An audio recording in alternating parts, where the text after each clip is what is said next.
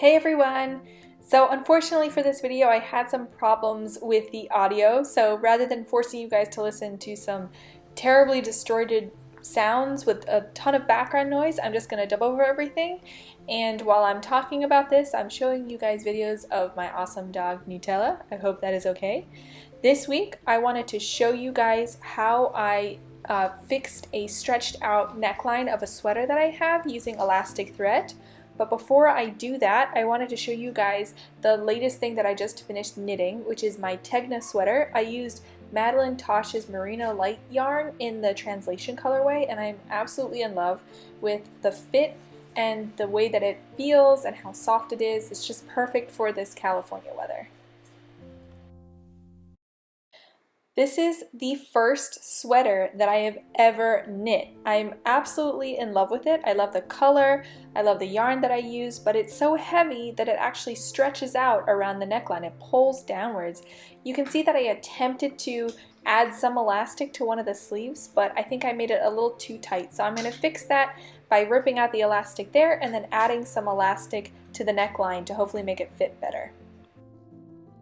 Alright, so these are the items that I used in order to add this elastic thread to my sweater. So the first thing is a tapestry needle that I used to weave in the actual elastic thread.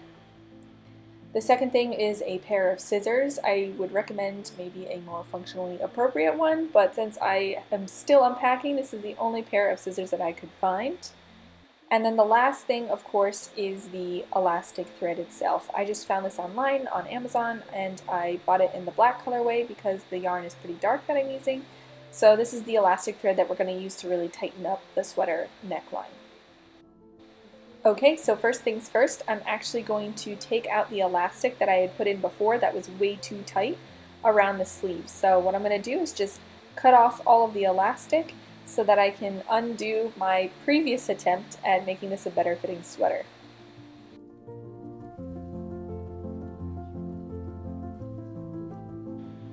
Okay, I have removed all of the elastic from this sleeve and it's back to its original state.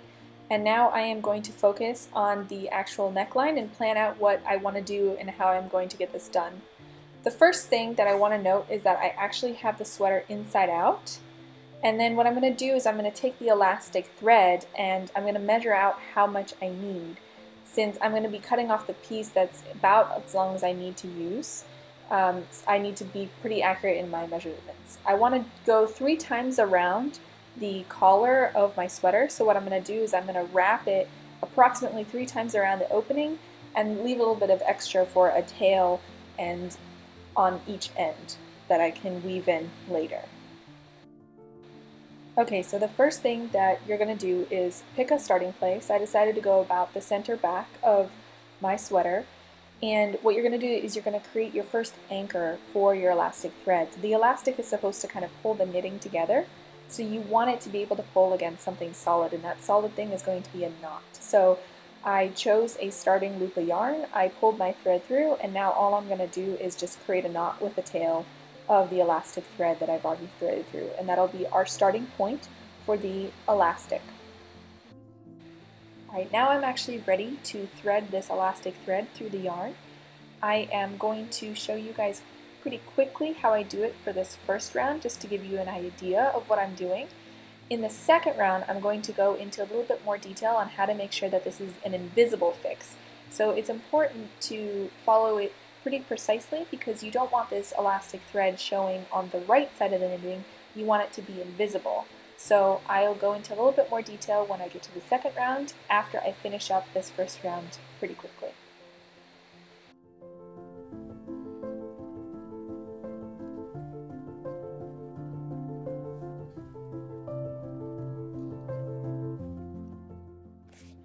Alright, so I just finished off the first row. You can see that you can't really see where the elastic thread is on the right side, but what I'm going to do before I anchor this first row down is I'm going to try it on and see if it fits as I hope it does.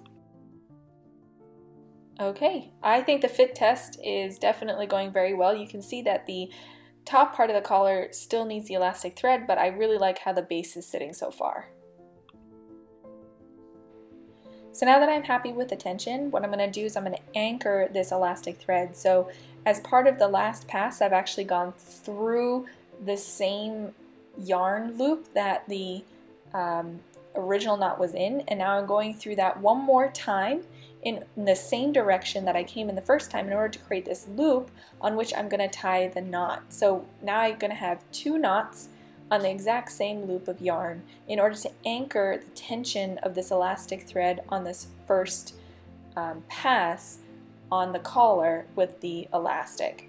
The next thing that I want to make sure is where exactly am I going to place the second row of yarn. So I've decided it's going to be about halfway up the ribbing, but instead of just putting my elastic thread straight up to halfway through, I am going to hide it a little bit. Not that I don't want people to see it, but I don't want anything to get caught on it and potentially ruin it. So all I'm going to do is I'm going to put the yarn up through the basically bars that the knit pieces give me, so that now I am ready to start the second row after, of course, I untangle a few knots, because that's always going to happen a little bit with the elastic thread that you have. So now I'm ready. You see, you can't see anything on the other side. Now I'm ready to start on my second row of the elastic. As I promised, I'm going to go into a little more detail this time on how I make sure that the yarn isn't visible from the other side.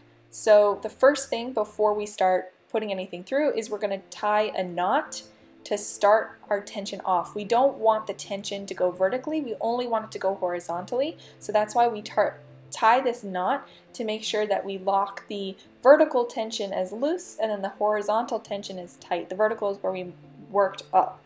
So now to hide the thread from the front is, the rule of thumb is every other yarn loop that you find is what you're going to go through. So you see where the original thread is coming out, we skipped one loop and now we're in the second one.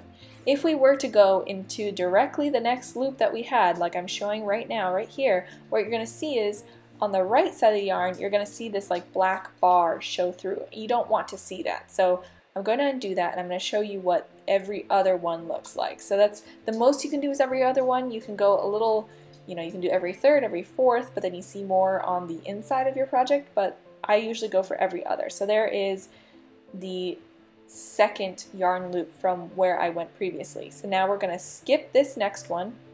If we didn't skip this next one, here's what it would look like. See, this is not every other. This is incorrect because when you flip it inside out, you can all of a sudden see the elastic thread, which is not what you want in your finished piece. You want this elastic to kind of be our little secret. So what we're going to do instead is, okay, we just placed the thread through this one, we're going to skip that one, and we're going to go into the next one. So every other yarn loop that we have is what we're going to go through, and this way we're going to actually hide the elastic on the inside of our work. So you can see there it's hidden pretty well. It's hard to see, especially when you pull it tight, it's going to be more difficult to see. Okay, I'm going to show you one more time how I do every other yarn loop. So this is the one that we just went through. We're going to skip that one and then we're going to go into the next one. Okay, so we're going to go in through that loop, then we're going to skip the next one. That one, we're going to skip it. We're going to go into that one. Every other, we're going to skip that one and we're going to go into the next one. Perfect, so that's every other loop, and you're going to keep on doing that all the way around for the second round to add the elastic thread.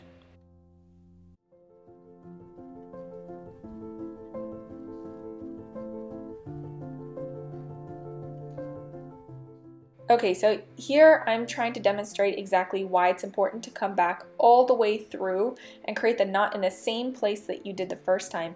And the reason for that is you want the anchor point to be on the same piece of yarn, because if you don't, the elastic thread is basically going to be pulling a stitch apart and you're going to be getting a gap in your knitting.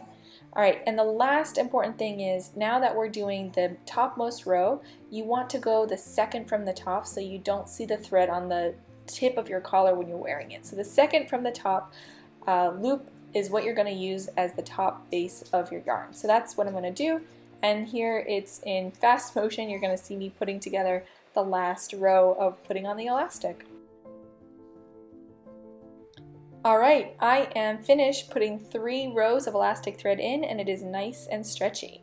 I'm going to do a fit test before I anchor everything, and I absolutely love the way that the collar is fitting. So now I'm going to tie everything off, and I'm going to weave in all of my ends so that I can wear this project finally. The way I'm going to weave in the ends is basically the same way that I bridged between the layers. So I'm going to work all the way up until the second to most loop, and then all the way back down, and then I'm just going to cut off the end. It's not really important to anchor it as much as it is just to hide it, because we tied a knot on both ends, so it's not in any danger of slipping. The important thing is with the top one is you don't want to go down and then back up. If I cut it off now, that little end is going to stick up off the top of my collar, so you're going to go down one more time and cut that end off, and then that way you won't have any of that pesky thread sticking out the top of your collar that anyone could see. Okay, I am finished, and I'm incredibly happy with the way that this sweater turned out. I think I am definitely going to be wearing it, maybe even tomorrow, to work. You can see in my before and after that I'm going to show here, the collar sits much higher, but it doesn't look bunched up or pinched or anything like that. Anytime I stretch it out, it comes right back into its original shape. And I've decided not to add an elastic anywhere else. I love the fit of the sweater as is. If you guys like this video, please subscribe, hit the like button. Hopefully it helps someone else out who has a bit of a stretched out knit. Thank you so much for watching, and I hope you all come back to see my videos again next time.